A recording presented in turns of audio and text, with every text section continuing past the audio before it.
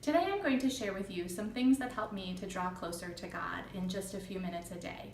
I'm a mom of 2 teenage girls, a blogger, a grad student, and on staff at a church. And sometimes I only have a few minutes in the carpool lane to focus.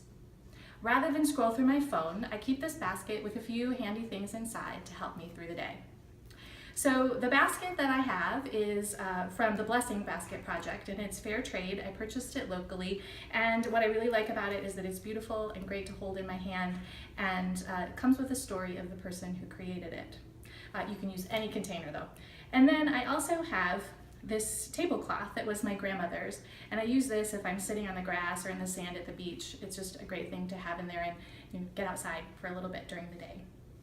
Inside of the basket, I keep 3 different kinds of things: things to read, things to create with, and things to hold.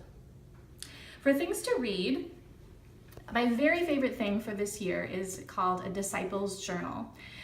It has daily prayers and scripture readings, and what I really like about it most of all is that it has the general rule of discipleship and a place to write down acts of compassion, justice, devotion, and worship. So it really keeps me accountable to thinking about my actions throughout the week.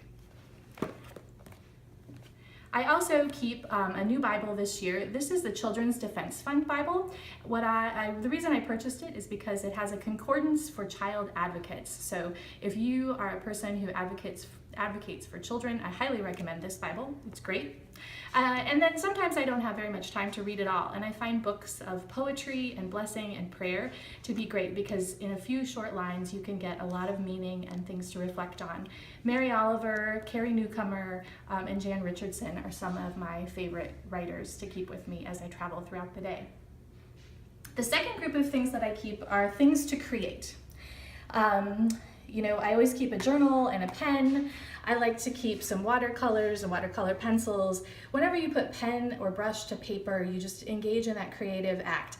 Even if the product doesn't turn out like anything, it's just fun to create. My friend of mine in my congregation gave me this coloring book with inspiring quotes in it, which I'm really looking forward to because it's pursed sized. So anything you can bring with you that helps you connect to your creative side is a wonderful resource to carry with you.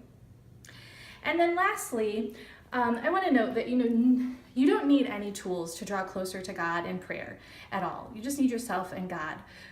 But sometimes it really helps to have something to hold on to focus, to keep ourselves, looking in the right direction. So I often collect different rocks from travels that I like to hold when I pray. Just having something in my hand keeps me focused. Or I also keep with me these prayer beads. I made these with my mother. They were created from a necklace that was my grandmother's. They're glass beads. It was a vintage necklace that we wouldn't have worn, and so we used the information from PrayerWorks Studio to create these beautiful prayer beads that are just lovely to hold in the hand. If you're interested in making them or purchasing them, I highly recommend PrayerWorks Studio. So I hope that you enjoy these few of my favorite things for 2017 and drawing closer to God. Please check more of my faith-forming ideas at blesseachone, ChristineVHides.com. Thank you.